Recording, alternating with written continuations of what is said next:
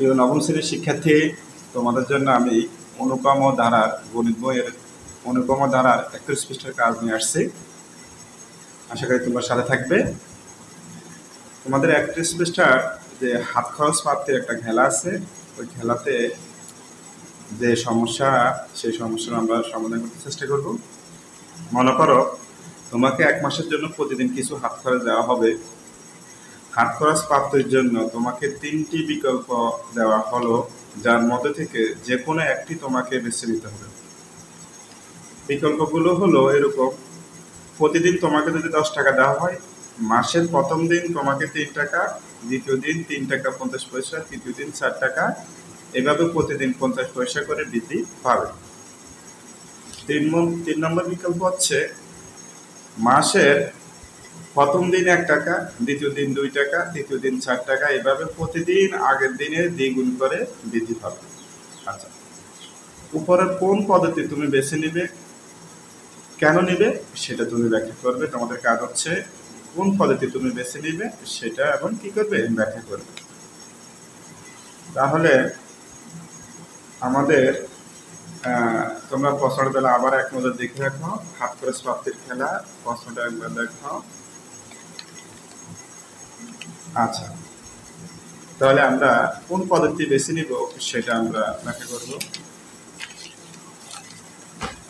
প্রথম পদ্ধতি,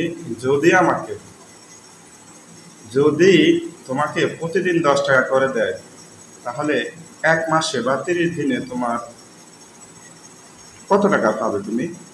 আমরা জানি 1 মাস যদি 30 দিন হয়, তাহলে একদিনে যদি 10 টাকা, 30 দিনে 30 গুণ 10 সমান সমান কয় টাকা? 300 টাকা। অর্থাৎ মাস শেষে তুমি 300 টাকা পাবে। 2 নম্বর পদ্ধতি,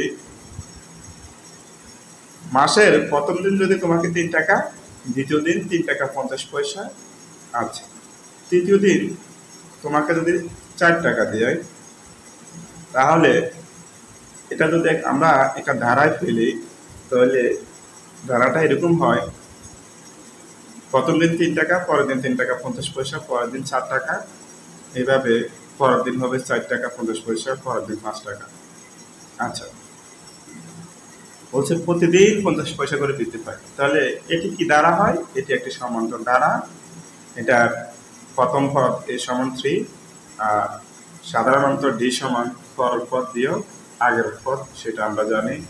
তাহলে 3 টাকা 50 পয়সা থেকে 3 টাকা বাদ দিলে আর হয়েছে 0.5, আচ্ছা, 50 পয়সা। আচ্ছা, এবার আমরা জানি সমান্তর ধারার n পদের সমষ্টি। সমান্তর ধারার n পদের সমষ্টি আমরা কি জানি? n/2 × 2a + n-1 × d। আচ্ছা, এই সমান্তর ধারা 30 পদের সমষ্টি। 30 পদের সমষ্টি যেহেতু আমার 30, 1 মাসে কত টাকা হিসাব হবে সেটা। তো 30 পদের সমষ্টি হলে n এর মান 30, নিচে 2 বা 30/2 × 2, এর মান হচ্ছে কত? এর মান 3 প্লাস n এর মান হচ্ছে 30 - 1, আর d এর মান হচ্ছে কত? 0.5।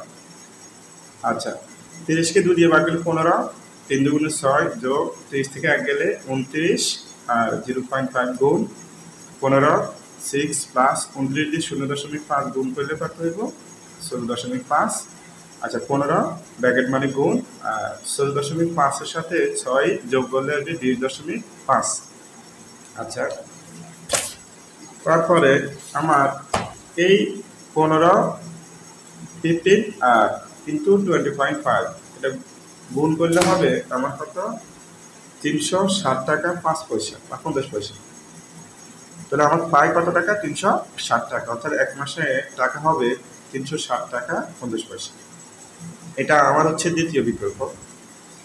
তৃতীয় বিকল্প হচ্ছে মাসের প্রথম দিন যদি আমাকে 1 টাকা দেওয়া হয়, দ্বিতীয় দিন 2 টাকা দেওয়া হয়, তৃতীয় দিন 4 টাকা দেওয়া হয়, তাহলে আমি কত টাকা পাবো বা তুমি কত টাকা পাবে? তোমাকে যদি দেওয়া হয় প্রথম দিন মাসের প্রথম দিন 1 টাকা, দ্বিতীয় দিন তোমাকে যদি হয় 2 টাকা, তৃতীয় দিন 4 টাকা, দিলে ধারাটি হবে প্রথমে 1 টাকা, পরে 2 টাকা, পরে কয় টাকা?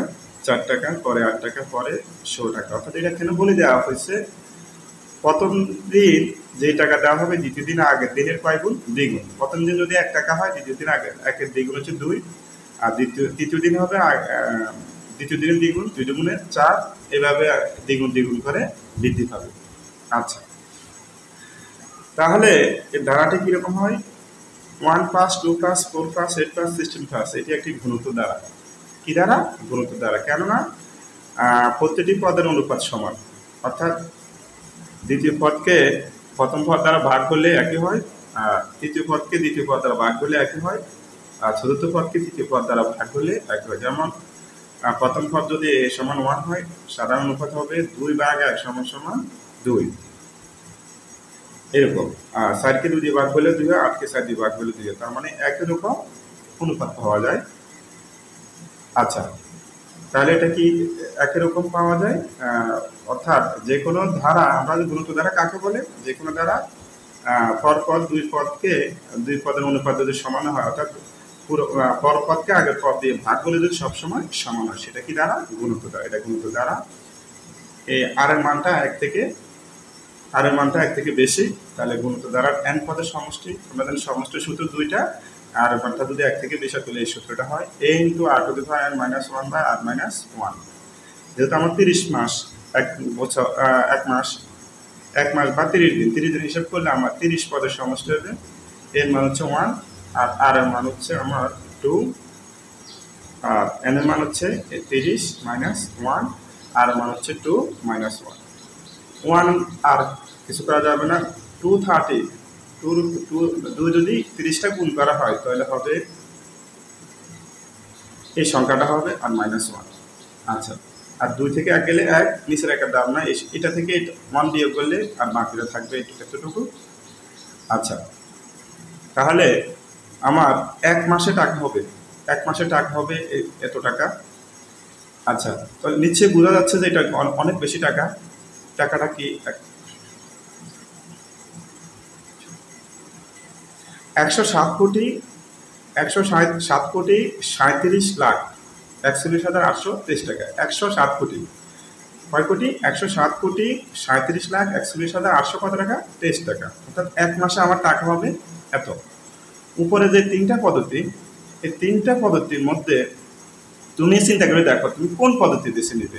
নিশ্চয়ই তোমার বেশি টাকা হলে তোমার লাভ হবে।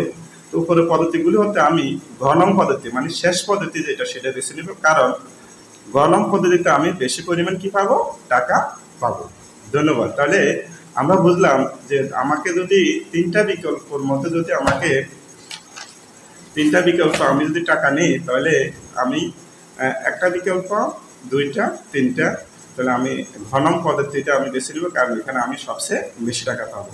ধন্যবাদ সবাইকে। আসসালামু আলাইকুম।